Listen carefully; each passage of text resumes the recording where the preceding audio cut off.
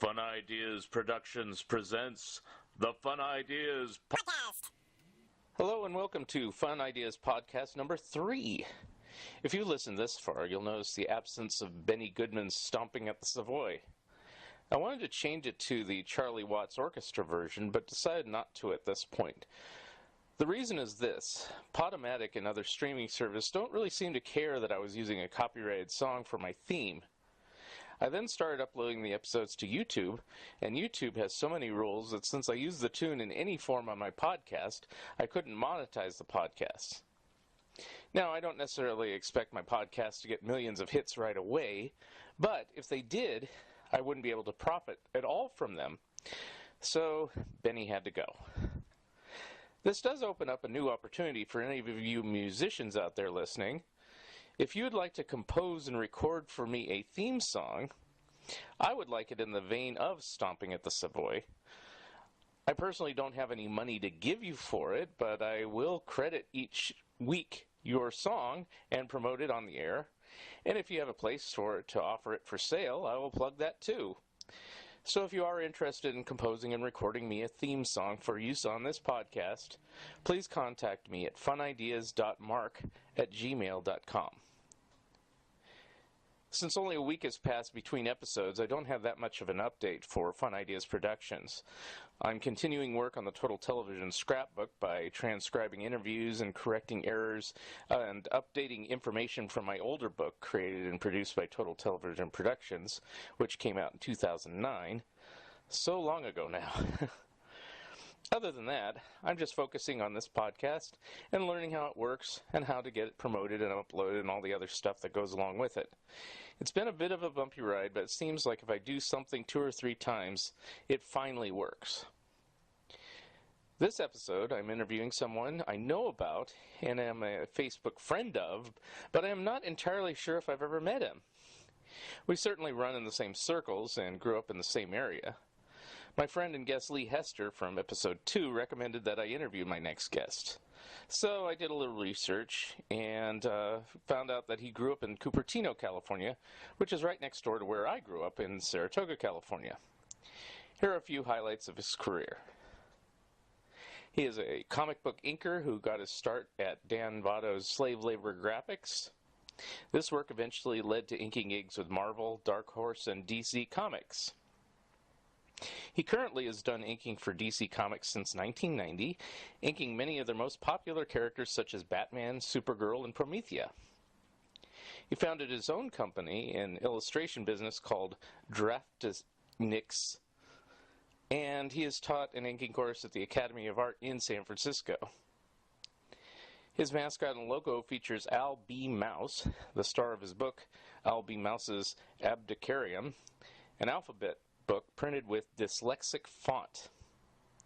And he also hosts his own podcast called the Deep Cut Podcast, which covers music much more than comic books. So here he is, Mick Gray. So hi Mick, how are you doing? Hey, I'm doing good, Mark. How are you today? Pretty good. And so, I generally do interviews like this. I kind of say, tell us about yourself and how you got interested in comic book art and drawing and inking and everything else you do. Yeah, well, I guess it's, when I was a kid, I loved comics and I would read them a bit, but being a budding artist, I used to cut them up and make collages out of them a lot. And comic book collectors hate to hear that. I've cut up, Silver Age comics and made I'm hanging up now. Collages. But that's, was my start into comic books. Was I loved them, and I was like just kind of using them as an extra toy when I was a kid. This is when I was 10 years old. But then when I was like 12, I became this realist, and I was like, oh, there's no way I could ever make a living at doing comic books, so I'll become a drafts person, and I'll make art be something that can make me a living. So I don't know why I was a realist at 12 years old, but at that point I had my dad. My dad was a sign builder and sign painter, so he built me a drawing board, made me triangles and a T-square, and I started getting books from the library and doing drafting at 12 years old in my bedroom. Get into junior high school, take all the drafting courses I can, get into high school, take regional occupational courses in 1976, Silicon Valley hits its start, and there's a small telecommunications company that needs a drafts person, so they hire me at 16 years old, and for 10 years, I'm their graphic person, illustrator. They work me through a AS degree in technical illustration, and I am deep into Silicon Valley in 1987, let's say, when the company screws up, makes a product for Radio Shack that is a hunk of crap, and the company goes under. And I'm like, well, what do I do now? I've been with this company for 10 years, and then I think, well, wait, I could start my own technical illustration company with all the people that I've met through this company. So I started a company called Draft Technics at that time, and I start doing drafting and technical illustration and graphics for the Silicon Valley, and I'm bored out of my mind. I'm just going, oh, my God. You know those, Excuse me. you know those little drawings of the finger pushing, like when you get in a manual for a piece of technology and there's two fingers pushing a card into a slot. Right. I used to do those drawings, and I used to do these, hundreds and hundreds of tiny little schematics, and oh my God, I was just getting bored out of my mind. For my best friend, who's into comics at that point, and I'm starting to get back into comics heavy at that point, about 87, 88, we have Crisis on Infinite Earth, Watchmen, Dark Knight Returns, all that stuff is coming out around that time, and I'm going, ooh, resurgence into this, I really dig it, and I start reading it again. And then my friend goes, hey, there's this guy down in San Jose that's got a comic shop that has his own, he's publishing too. It's called Slave Labor Graphics. And why don't you bring your portfolio down and show it to him? He might be able to use you. And I'm like, are you kidding me? What is my technical illustration, portfolio going to do to, well, okay, sounds fun. So I bring it down there to him. I show Dan Votto, owner of Slave Labor, my technical illustration portfolio. And he goes, you can do backgrounds and stuff for us. All my artists in general don't particularly care to do the backgrounds. They want to do the superheroes. They want to do all the figures and everything. So you finish off the cars and buildings. I'll give you $18 for a page or whatever. And it sounds fun. Okay, surely does sound fun because you're going to actually pay me to do something that's fun rather than the schematics and stuff.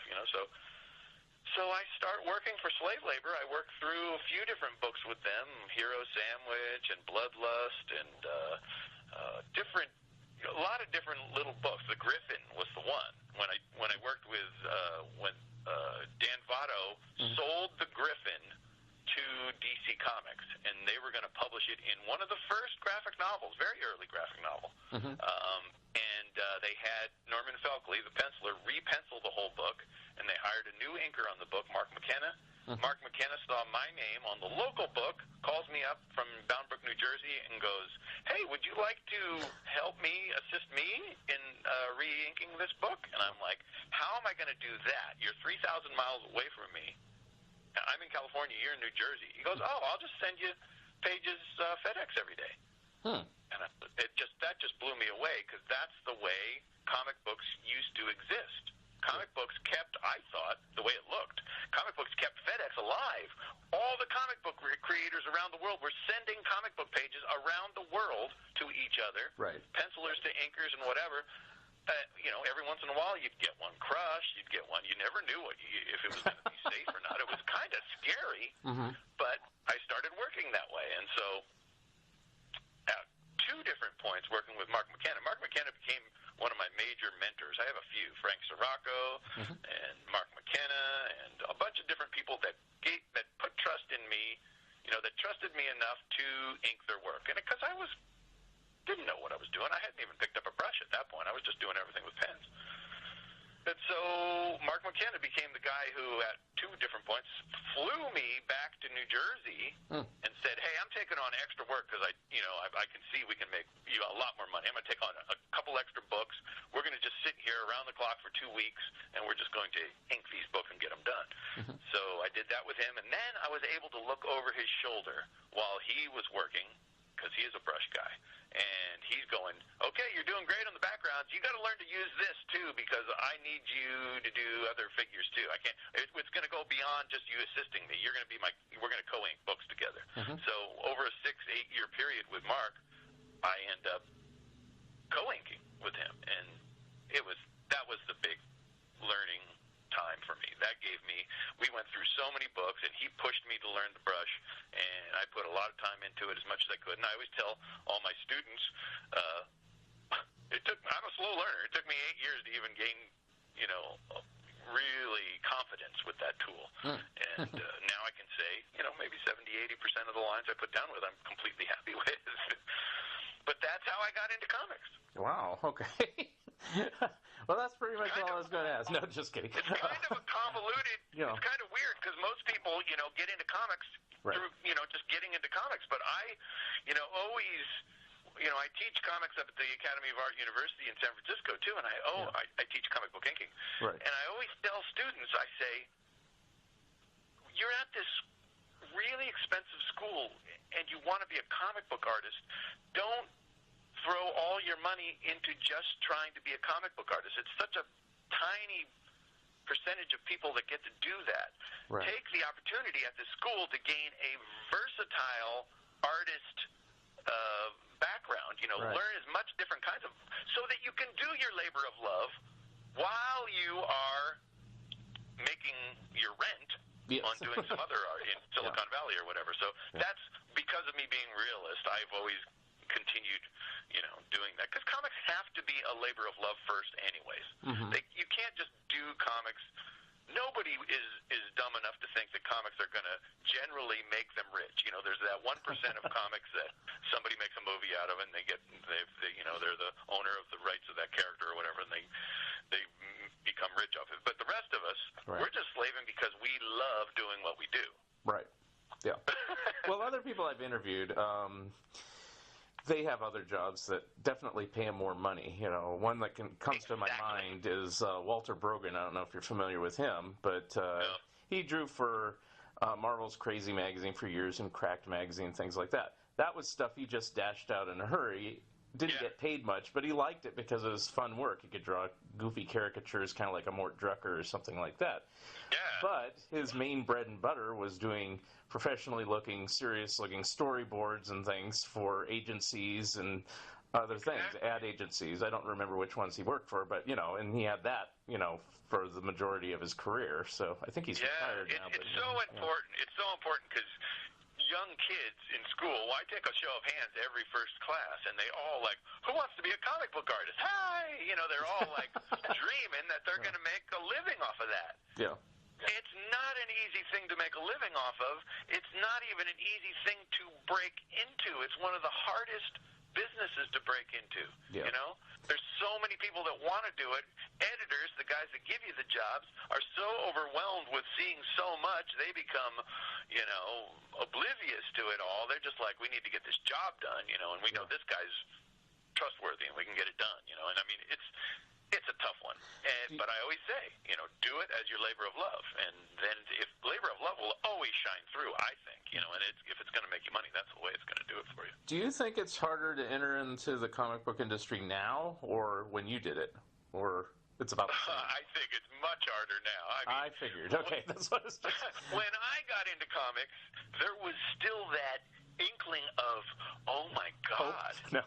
this book, I just saw this guy sell 500,000 copies this week, and he's buying a house. He has a down payment on a home off of royalties. Right. And we were all dollar signs in our eyes when I started. I was like, holy crap, this is the best. If we get lucky enough to get a book that's going to sell 500,000 copies, well, since then, a book when I started could sell, 800,000. I don't know what Death of Superman sold, but that sold something crazy like 1 million copies or something like that. That's what I was looking at. Mm-hmm. And so since then, now our number one book sells, if it's crazy good, you're selling 300,000 copies. Yeah. And majority of number one books in the country sell 150,000 copies, So, although it seems like nowadays... Oh, sorry, go ahead. I just say a completely different industry now. Yeah.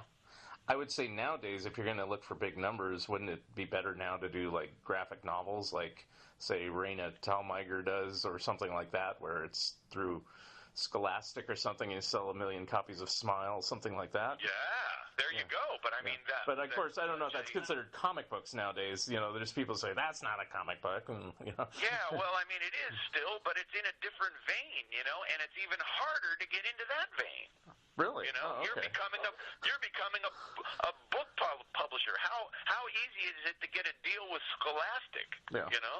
Oh my God. I mean, sure that it is kind of a different avenue because Scholastic, I don't know that much about that side of the business, but they have a deal with schools. Yeah. Yeah. So you got an instant audience. It's like book day. I don't know if you have any elementary school kids, but book day at elementary school is you get a catalog of everything brand new from Scholastic, and everybody orders something because the schools get a little cut of it. So everybody orders because you're helping your own school out. It's a real cool deal. It's a real cool deal. But how do you get in with that? Oh my God, it's crazy. Yeah. I don't have kids, but I'm totally aware of it. I know. I mean, I used to order it myself. That's a big deal, man. Way back when, in the Arrow Book Club and things like that. But I mean, it's like, now it's pretty generalized. But I've seen more recent because other people have kids. So and I go, wow, this is pretty fancy now. It's like multi-pages. It was like a little flip over piece of paper in the old days. It is. Yeah, all I know about kids books is in 2009. Mm-hmm. The worst time you could ever want to publish your own kids book, I would say, at the downturn of the economy. Right. I was just starting up at the Academy of Art, and I made my own kids book, Albie Mouse's Abecedarian, it was called, and it's just the ABC book with my little character, Albie Mouse, and I made it myself, and I was so inspired by the students and the teachers up at the Academy of Art. I said, damn it, I'm going to do this. This is something I've always wanted to do. So I published it myself. I had it printed in the United States. It cost me as much to print the damn thing. I can't even sell it for $20 because it cost me pretty much close to that to print damn 500 copies of it. Wow. And I went down to San Diego that year, and I hustled to every cool publisher that I could possibly go to, and I could not a peep out of anybody. I couldn't get anybody to pick it up. So I made my 500 copies, and it was in black and white. I was really happy with had a little slip sleeve on it. It was exactly the way I wanted it to look. Mm-hmm. And I went, I'm happy I did this, but I just put all that money out of my pocket, and it didn't do anything for me. Yeah. And that's my story of trying to make my own kids book and break into that market. It just didn't go anywhere for me. Yeah. Now, after about 2 years ago, a small children's book publisher did pick up the book, but they're just a small fish in a large pond too. Right. I actually have a publisher of this book now. They do all the footwork. They put it up on Barnes and Noble. They put it up on Amazon. But I'm still just totally lost in the shuffle of that whole scene, and I got a $5 royalty check the other day for that. You don't have to tell. You don't have to tell me about that. I don't know. My books. Go ahead. That's the same. It is the same. It's like it's all to me. It's worse because I'm not known in that avenue. At least in comics, my name has a little tiny bit of notoriety because it has 30 years behind it. Right. And it's a little easier, but not much. Yeah. So how I knew you is, I've seen that character before. I didn't know much about that book until I looked it up. Is that... Yeah. Now, I haven't seen the book. You said the Abecedarian, but it's an ABC book, but it's written with a font for dyslexic children? Is that how that works? Well, that is the latest edition of it. Okay. That's something, the dyslexic version was just because of the company that I work, Cochrane McLaren Publishing, they saw a need for that. And it's really... Actually, I don't know what my numbers are on selling it, but I gave them the ability to put new typography in for dyslexic readers. It makes it easier for them to read. And I was like, this is fantastic. It's a new version, able to, for people who can't read regular fonts or whatever. When a font isn't very easily read, then it's a problem for those people. So. That's just another avenue, and I think that's a fantastic thing. And it was just something that they saw that would help out a new Okay. So is there any future for the character other than being kind of like your logo, as it were? Absolutely none. Oh, okay. No, number one, I've always said, I could get inspired to do more Albie Mouse books if there was some financial reward out of it. Right. Okay. But I mean, I work 10 hours a day doing comic books, which is what, again, we go back to what brings the money in for you, what makes makes so you can survive. At the end of the day, when I'm done with 10, 12, whatever hours a day I put into comic books, I'm just not the kind of guy that, I'm going to work on my own book now. You know, I don't have it. I'm like, I want to get out of this room. I want to go to a rock show. I want to go out and have some fun because I'm just like, that's the kind of, I have two loves. I have the love of what I do, and then my other hobby is music, and I love music a lot. So that's where I go to get my other inspiration. Okay. And I don't know, if all of a sudden my publisher said, your book is, even if it was the dyslexic version, all of a sudden you're selling really great now. Well, maybe I would be inspired to do more, but he just started as something that I was sketching at conventions. You know, people go, could you do a sketch for me? And I go, okay, here's my little character. It's me as a mouse. It's Mick Gray mouse-sonified, you know. Okay. And I started doing that. I did it for, he goes all the way back to Draft Technics. He was the mascot of my first flyer that I made for Draft Technics back in 85 or 86 or whatever. And, and then when I started in comics, it was something easy to sketch for people in their sketchbook. And then it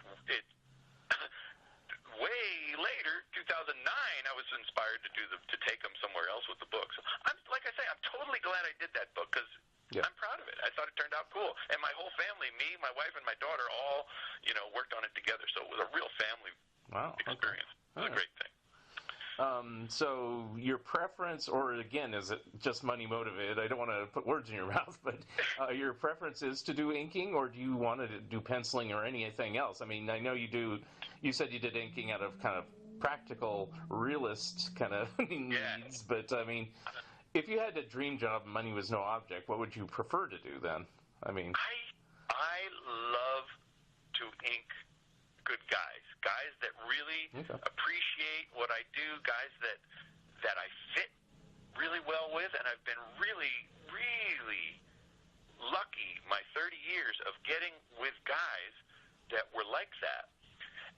And when I work with these really, really good guys, you talk about J.H. Williams, you talk about Barry Kitson, you talk about Ryan Sook, Patrick Gleason, I could never even do what they do. I am not the kind of an artist that can originate, do storytelling and all that kind of stuff that they do, and do it so beautiful. And so I'm totally intimidated by what they do, but when it comes to me capturing their style in ink, then that's my love. And I will die with a brush in my hand. Most likely. Yeah. The only reason I ask is... Or at a rock show. One of the other. With a brush in your hand. It might still be the brush in my hand. Who knows? But the reason I ask is because I've interviewed so many people, and they kind of have like this... I do this, but I really want to do this. But it seems like you're very content with what you're doing, which is really great. And there's a majority of inkers that I know that are fantastic artists, great guys. A bunch of the guys of my contemporaries that I work with are fantastic artists. They do all sorts of stuff, and sometimes they'll fill in on a book, and they'll, do some pencils and stuff, and I'll just be like, holy crap. These guys blow me away, because I'm a specialist. I ink. I've learned how to do techniques and know the ropes on how to finish a guy good, and that's what I do, and I love it, So, I mean, I can't really complain. It's not like I feel bad for myself that I don't have that talent. It's just sometimes it can be frustrating if somebody goes, hey, we need to generate this. And I'm like, I think you're calling the wrong guy. I don't really do that. I'm a guy that finishes, good pencils, So no. It doesn't bother me. Now, I mean, maybe I was a little bit more insecure of it earlier in my career, but now I have 30 years behind me doing this. So I go, okay, there's enough people out there that appreciate what I do that I can be confident with it, Do you prefer inking Like, is your preference the characters you ink or the pencilers you're inking? That's a good question. It's definitely a combination. I mean, character. When I work for DC Comics in general, that's Right. almost my whole career DC Comics. Yeah, So I know you're from Batman. Batman. My favorite is Batman. Yeah. And I mean, Batman. If almost anybody who called, we got a Batman project we want you to ink. Oh, I'm there. Yeah. I want to do it. Because I just love that. Matter of fact, I've been bugging editors to get on the Detective 1000 that's coming out. I just keep emailing them going, anything. You want me, just one pinup in the book. That's all I want. Because they overlooked me on Action number 1000, and I was like, okay, I've never been really associated with Superman that much. For a little run there that me and Patrick had, but Batman, I've been on a lot of Batman stuff over the years. So I was like, please, just give me something on this. So that's how much connected with Batman I am, and I love it. But on the other side, creators, the guys that I've worked with, like if J.H. Williams called tomorrow, which all the guys I've worked with, they don't need inkers. That's how great the guys I've worked with are. They all can ink themselves. They either go off and paint or whatever, and they don't need me. But I was just lucky enough to be there with them to ink with them. So when a guy calls me, like a couple weeks ago, Barry Kitson, hadn't worked with him in 15 years, and he's like, hey, I'm going to do this indie project. Would you like to ink it? Of course. I'm there. We haven't worked together in 15 years. You're calling me. Yeah. You're showing me how much you want. I know how great of an inker you are, Barry. Mm-hmm. He's calling me. So, that's the other side of it. When creators of his caliber call me, I'm there for them, man. I mean, it's just fantastic. So how do you get most of your assignments? Is DC calling you or the individual pencilers or both? Yeah, I mean, over the years, it's always the editors. The editors are the guys, and it was just really lucky through my 30 years that I've connected with the guys that I have. I mean, J.H. Williams, I met him at a convention in Oakland, early, and that's the way we connected. When we connected up, he said, hey, I am looking for somebody that can do what you're doing here. Let's become a team. So for 8 years, I worked with him on all the books that we worked with, and he would sell him. He didn't have to sell himself very much. It was his work spoke for him. So once DC saw what J.H. Williams could do, they were giving him all sorts of stuff, and I was just riding the coattails. And in general, that's all I do is I ride the coattails of great guys. So I want to find the next guy I can jump onto their coattails with.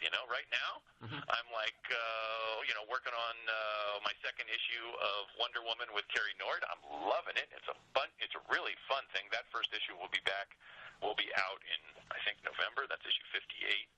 And who knows if it's a connection or not. Over the last year, I worked with Patrick Gleason for 8 years, almost 60 issues of books. And that ended because the same thing. Patrick Gleason's amazing. He just went off, started inking himself. So over the last year and a half, it's been me jumping around 15 different pencilers. Wow. Trying to find that next guy that wants me, Right. And it's a different industry right now. It's like less inkers being used, people inking themselves, digital inking. There's all sorts of different things, publishing books that don't even have inks on it, just publishing from pencils. Right. There's all sorts of different things happening. It's happening. Yeah. And so there's nothing I can do about it. I have to try to stay connected with the artists that need inkers, that want inkers. Carrie I just kind of stumbled upon Carrie through my friends that are editors at DC, and it seems to be a good connection. But do I know that that it'll be my new partner? I have no idea. Right. But we got 4 issues together, so we're still feeling it all out right now. But I kind of feel, after 30 years, everything else is icing on the cake, and I am willing to pretty much do anything. I kind of think I might be moving into the indie realm. I'm kind of thinking that, maybe I'll be doing less in the next 10 years, less DC work and more indie work, because maybe DC doesn't need me as much anymore. Right. I don't know. I mean, that's just, I have to be ready because I got to make the bills. Yeah, I was just curious if you got more because DC. I got to be ready for anything, So that's when Barry offered me this new book called Liberty Brigade. We're going to do the 40 issues. I wish it was 40 issues. 40 pages of this graphic novel that's coming out. I haven't even started it yet, but when he gets back from Baltimore Con, we'll be getting going on it. Mm-hmm. I would jumped on it because it's the first indie thing I've done in forever, Right. So. Did you get more DC stuff because they're in LA, or no? It has nothing to do with that. Do I get more DC stuff because they're in LA? Yeah. Is that the question? Yeah. Well, I've been with DC since for 30 years. So the only reason I get DC stuff is because my name is in the Rolex of every editor there, Okay. So I get any calls from Marvel? I have never, ever got a call from Marvel. I thought you said you worked for them a couple times, or does that a long time ago? I worked for Marvel in the early days with Mark. Mark McKenna was doing a lot of Marvel work when I first got with him, and so I met guys. Okay. And then when J.H. Williams, me and him jumped over there and did a little bit of X-Men, a few issues of that, and then with Barry Kitson, I jumped over and did a Fantastic Four graphic novel. But I just was never, you kind of get associated with characters, and maybe actually a lot of editors from those days I think moved to DC. Okay. I think a lot of editors from those days that I might have met, they went over to DC. So it's like when there's a change of the guard at a company, there's a good chance you can just be lost. Nobody has your name in their nobody that we're talking to right now knows what I'm saying when I say I'm in their Rolex, because there's no such thing as a Rolex anymore. But I do. Anyway. You still have one? Oh my God! Hilarious. I'm not in their contacts on their email. That's what I'm trying to say. I know what you mean. But yeah, it is nicer now that they all. I think what was it, 4 or 5 years ago, DC moved to LA to be closer to Hollywood, which was important to them. Right. And it is nicer now that I can hop down to LA and go into the office, but I've only done it 2 times, I think, something like that. So I mean, it is a different thing. Guys that are in LA that need gigs, I'm sure it helped them a lot. Yeah. When you can go into the office and have lunch with the editors, right, you're going to get the gig. Yeah. And I always said that about the cool gigs, even when they were in New York. I went, hell, man, the guys that are hanging out in New York are getting the really cool stuff. Right. They're right there. Right. Hey, you're available for this? Yeah, I got this. Here you go. Boom. Right. So I'm 3,000 miles away, and now 500 miles away, so it's a little bit different, but I still try to stay in contact with them to get as much as I can. Okay. Quick couple questions about technique. So inking, how fast can you ink? If you have a pressure of a lot of pages or a lot of titles all at once, I mean, how fast can you ink? I hate that. I hate even the thought of deadlines, but every day of my life I have to weigh that. In one hand, creativity, and in the other hand, it has to be done today. Yeah. But I can do comfortably a page a day. I have been pushed to do more, and I did not like it, and I don't like to. I can't bring myself to compromise quality to get something done. But I'm sure I've done it over the years, and I wasn't happy with it. But that's what you got to do every day. If you're working on monthly books, that's really, unless you got good editors that know how to schedule. Yeah. Some guys know how to schedule so good that they go, okay, this book isn't out until November, so you got the time to do it. So right now on Wonder Woman, these guys are doing this stuff in advance, and it's pretty casual. It's been moving. It's slower than I would generally like it. I would love to even move a little bit faster on this, but I'm just fine with that as long as they aren't pushing me, because I want to do a nice, as good, as beautiful work as I can possibly do without having to go, I got to get this out right now, Right. So, now, of course, it depends on how complex the page is, right, too? Exactly. That's a big thing, too, because, if you think about it in general, you don't get paid anymore for inking a guy that puts down, 300 feather lines on every figure, as opposed to a guy that does animated style. Almost generally you get the same page rate, so it's like you are putting much more work in 3 days to do a double page spread to, knocking it out in a day on another style. So that can be,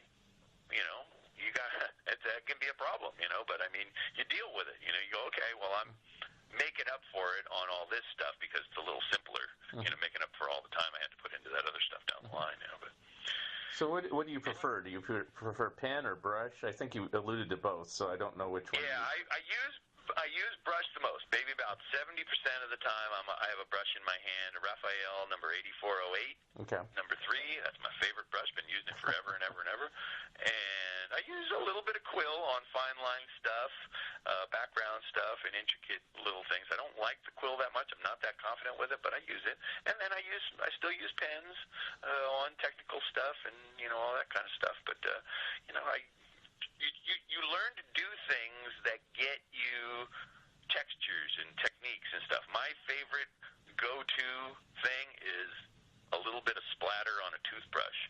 So I put, black ink or white ink on a toothbrush, and you'll almost notice that on a majority of work I do, because it just fits really well. And some guys, it doesn't fit well with it all, but other guys, it just really adds a little bit. Because I'm not a gritty inker. I don't do scratchy stuff. I wouldn't be able to ink Bill Sienkiewicz or something like that. That'd be impossible for me.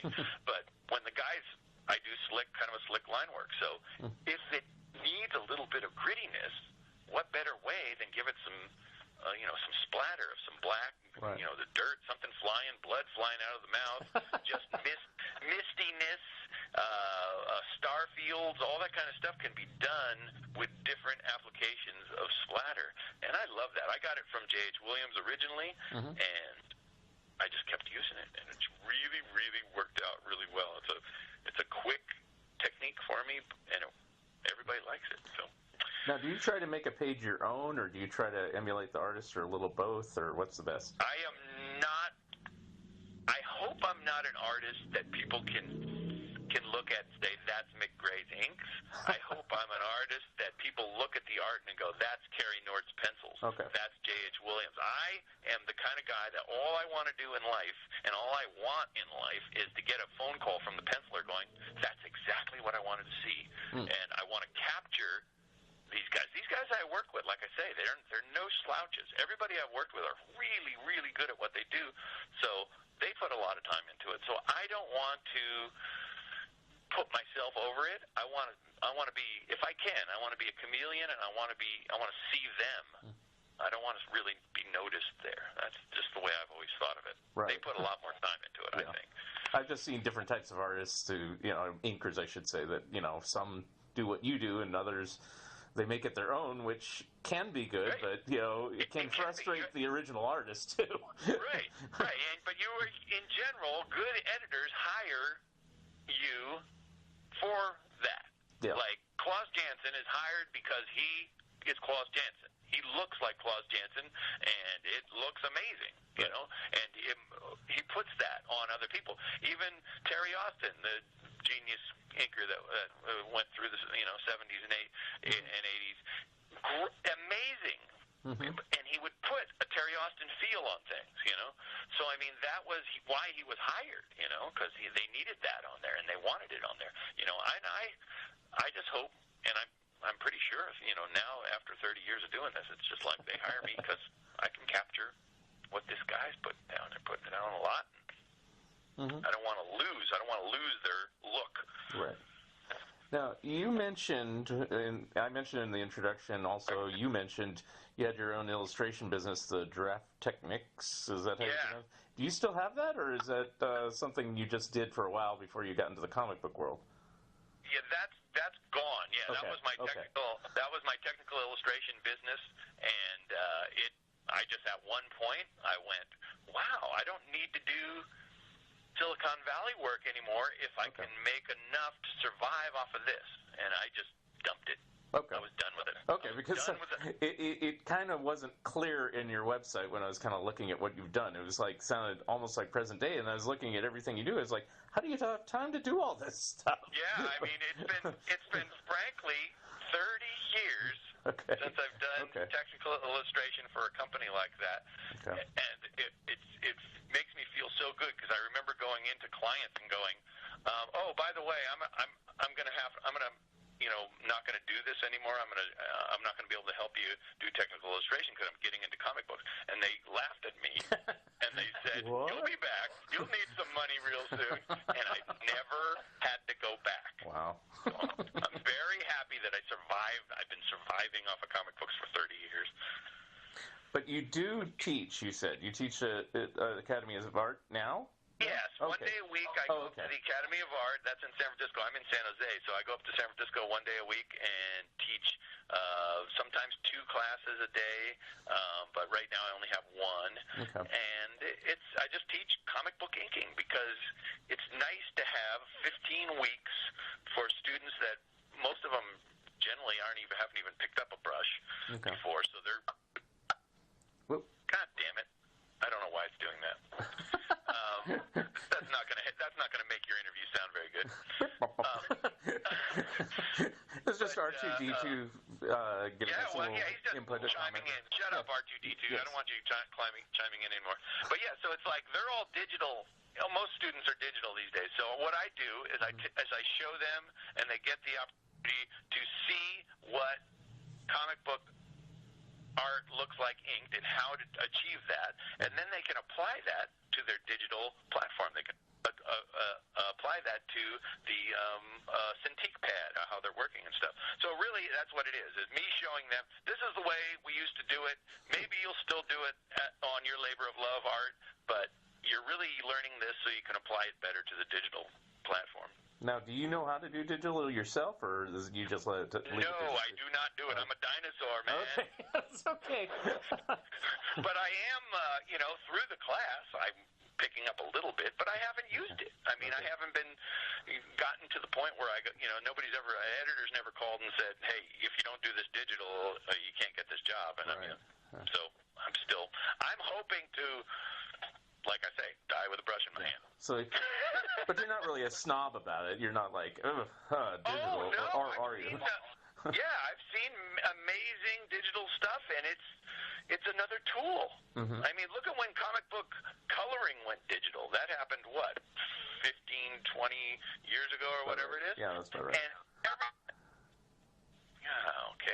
And so it's been, when that happened, everybody went, oh my God, everybody's just using so many digital effects, and the coloring's just looking bizarre. People don't know what to do with it. They just keep on. But once it settled in, and once people said, I don't have to use every effect on every page, everybody got used to it, then it became the tool that colors comics. Right. And I think it was for the better. It really worked out. Now, we're still in the early stages of overall digital art, taking over. Yeah. I myself don't think it will ever take over completely. I think humans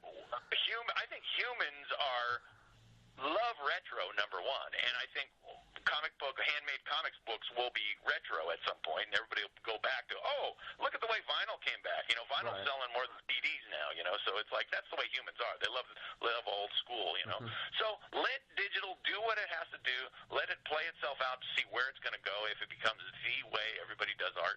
But frankly, it's kind of weird to me, being a dinosaur, that art, nobody can really own and hold a piece of digital art. It's digital art. You won't have original digital art in your hand. You can't hold that. You can hold a what do you call it? A stick that has digital files on it, or whatever. But it's like, but original art. Yeah. Well, I was just wondering if you were threatened by it at all, if you thought, oh, no, this is, if it was taking over, but I suppose you could accommodate for it. It's already affected my career, so I guess I am threatened by it a little bit, but I can't do anything about it, so I go, okay, I'm going to do what I do Yeah. I've been blessed and lucky for 30 years. I'm going to continue to do what I do, and like I say, I'm trying to feel out how I'll work out the rest of my career. Will it just be more indie stuff, or more?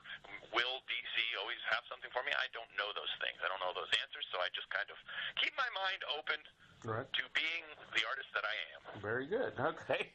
All right. Well, I think that covers your art side. Now, you mentioned music, and you have a podcast, which I'll introduce as the Deep Cut Podcast. And you say you go to a lot of concerts, so you may die with a brush in your hand at a concert. So how does that fit in your life? And how to talk about your podcast a little bit, how you do that. Yeah, well, it started out because I went to so many concerts. I started thinking, because of me working in comics, this is an easy way to meet musicians. And I'd be getting ready to go to a show, and I'd email or Facebook an artist, and I go, "Hey, you guys comic book artists?" And they, "Oh yeah, we love comics. Oh, well, I'm going to bring you some comics." So it was a perfect connection. Musicians and artists, there's a great connection. Yeah. It becomes a very, right there you're on the same level with them.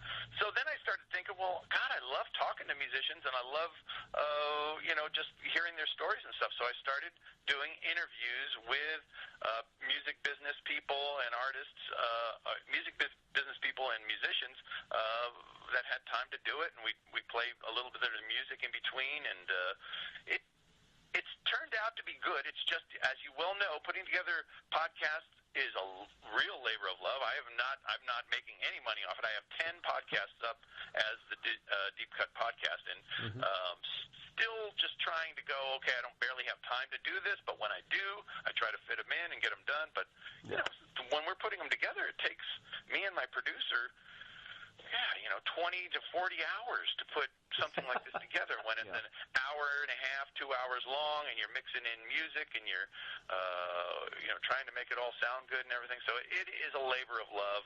I love doing it. Who knows where it'll go? Yeah. I hope someday it might be, maybe I'll get to a point where I can pick up a sponsor or something like that. That's what we all hope for in podcasts, that it becomes more than just a labor of love.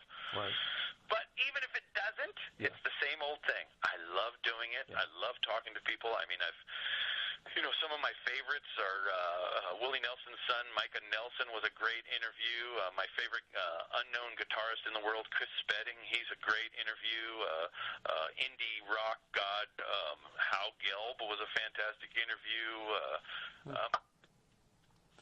I've done some really great ones, so it's a lot of fun, and I'll just, I'm going to keep on doing them and see where it goes. Now, do you do it like the way I'm doing it, over the phone, or are you meeting up with these people in person? Or? A lot of the time I do it Skype, like we were talking a little earlier. I love the quality of a Skype phone call, so that's worked out really well for me so far. So I've been doing a lot of those, and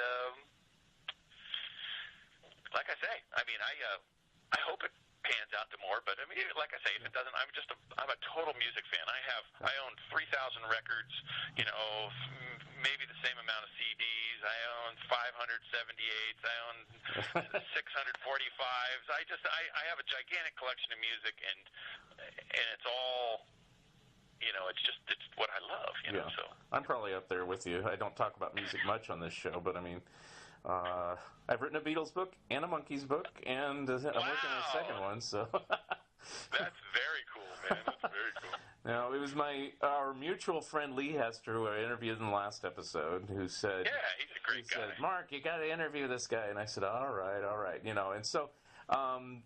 Before we got on the air, you said, have we met before? Well, I was going to ask you. The only thing I can think of is either we've met at a convention, or we've met at Lee's Comics, or... Yeah, maybe at a free comic book day at least, because I did that at least once or twice. Yeah, and I worked with Lee alongside with him. I'm living in Oregon now, but I lived in the Bay Area most of my life. I grew up in Saratoga, so, that's right next door to where you did. So. Wow. I know Dan, too, at Slave Labor, and used to go visit him. I worked across the street at the Metro for a while. But I think Dan's moved since. But I mean, at the time, he was literally across the street. But yeah. Now he's got the Art Boutique. Another very interesting change of careers. He's now running a music venue. Now, the one thing, you may have been at this, and I don't know if you were, but I asked Lee, and he goes, I don't know, but Lee wasn't there. Were you at Dick Swan's birthday party a few years ago, his 60th birthday? Yes, I was. Aha! So there you go. We probably met there. Yeah, so that was what I was thinking of. We met a couple times. Yeah, we probably met a couple times. And Lee said that you probably mutually know Teresa, who used to work at Comics and Comics. I go, yes. Yeah, so, I've known her forever, too. Yeah, so we've been kind of in the same circles, just not bumping into each other literally. So, but that's for sure. But anyway, so, That's crazy. So that's small world. That's what it is. Yeah. But then I'm now up here in Springfield, Oregon, so I'm kind of away from all of it. But I try to come down to the Bay Area as much as I can, which has been twice this year. So. Oh, very cool. That's nice up there. I love it up there. Yeah. And there's a few artists up here, like Mike Allred's up here and stuff like that. So, so it's not like there's nothing up here and Oregon's out in the boondocks. Well, it is kind of, but it's like, it's pretty hip. I mean, considering, it's not so backwoods that you can't do anything, which is good. So. Oh, no, there's actually a great music community going through Portland and up through Washington. It's fantastic. It always has been. Yeah, and then Dark Horse Comics is up in Milwaukee, which you did some work for them too, didn't you, at one point? Or very little. Oh, okay. Very little. Me and Ryan did a cover to the last issue of Dark Horse Presents. Oh, okay. And which I loved that book, but we just happened to be doing the cover to the very last issue. Yeah. And then there was something else earlier, but never did much Dark Horse stuff. Okay. Yeah. I probably did more than you did. I'm a big Harvey Comics guy. That's my big background. And Jerry Beck and Leslie Cabarja did a few compilations about 10 years ago or so, and I assisted with. I wrote one of the introductions, and I helped the story selection a little bit, but it was pretty much their thing. But I did assist on it to a certain extent. So. Oh, that's nice. And there was a Casper 60th anniversary book that I contributed my copy of issue number 6, which is the first Harvey Casper.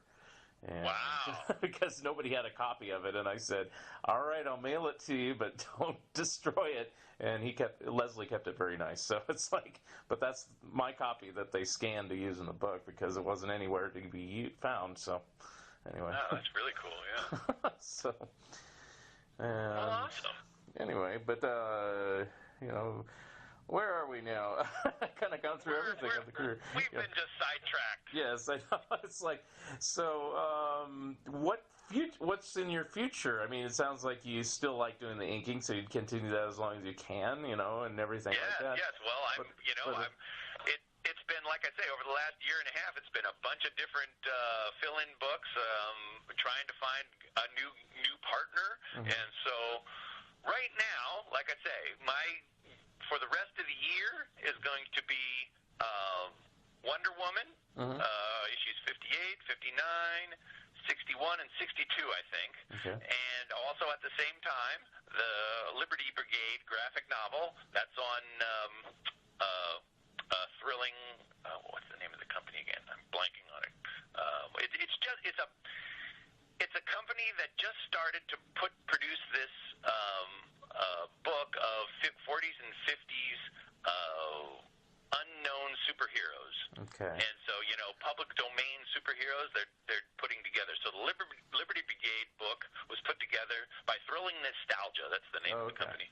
And they just kickstarted it. They hit their goal. They're past their goal now and adding stuff to the book. But it's going to be great because it's Ron Frenz and Joe Rubenstein doing 40 pages. Barry Kitson and I doing another 40 pages. And then listen to this list of artists that are doing one-page origins. We got George Perez, Alan Davis, Mark Buckingham, John Totleben, Rick Veitch, Barry Kitson, Jim Calafori, Chris Weston, Ken Ashley, Ron Wilson, Mark Morales, and Al Milgram. So it's a 100-page hardcover. You can get in the Kickstart, and you can get it in paperback too. It's going to be exciting. Like I say, I haven't started it yet, but working with Barry is just exciting to me, and I know the kind of work that he does. He's such a classic style artist that it's going to be a gas to work with. So I'm very excited that the Kickstart got so it was funded in a day. Mm-hmm. So it just went boom. I mean, with those names attached to it, it got funded in one day. Wow. So it's still up for another 26 days, I guess, something like that. So you can still get on board and get a pre-order in for the Liberty Brigade Kickstarter. Awesome. That's the one. Okay. And that's what I'll be doing for the rest of the year. After in 2019, everything's up in the air. I don't know. I'm ready for anything. All right.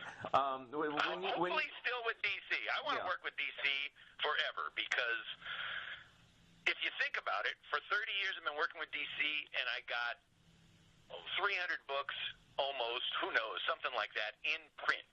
You can buy hundreds of books with my name on them, with DC comic books, through Amazon or wherever, with my name on them. So that means that I'm getting a little change every time somebody buys a DC book. So the more DC books I have that I do over the rest of my career, the better off I am when I can't work anymore, you know. So it's kind of like a little bit of a hopeful, you know, you can't bank on royalties at all, but I mean, you can say, hey, it might help me out. It might be a little bit of a, I'd never be able to retire, I'm sure of that. I'll work till I die, but I mean, are there any books? You mentioned Action 1000, but are there any other books you either wish you worked on or would like to work on? Get me back on Batman any day. That's all I care about. I mean, that's all I really care about as far as characters go. I just want to work on that character. The grittiness, the darkness, the noir of Batman, that's what really excites me about books. And I mean, I could get excited about other books too, but it's just like that's my favorite. It always has been my favorite since I was 10 years old. And so it's just, you know, that's what I love. Very good. Do you have anything else that you'd like to plug, your website or podcast or anything else? Well, yeah, you can find me, Facebook friend me.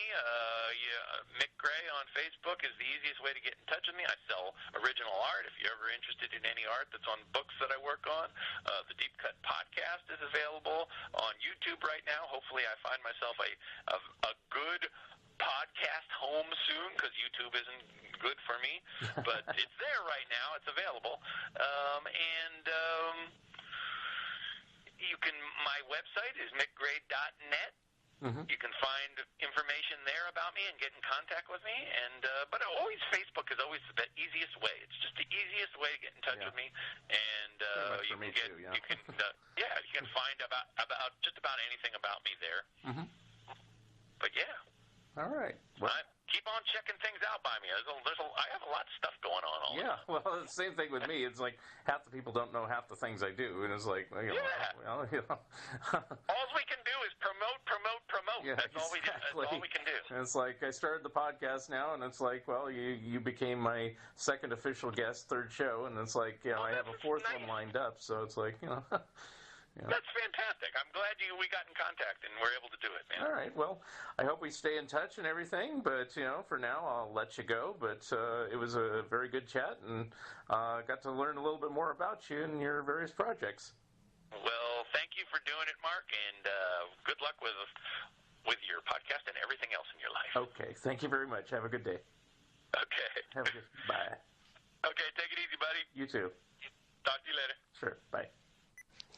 Thank you so much for listening, and thank you again, Mick Gray, for being my special guest today. Episode number 4 will be coming soon, and if you'd like to comment and or be a guest on this podcast, please drop me a line at funideas.mark@gmail.com, and I will read your letters on the air. This has been the Fun Ideas Podcast. This is Mark Arnold speaking. This episode is copyright 2018 Fun Ideas Productions. Thank you very much, and have a good night.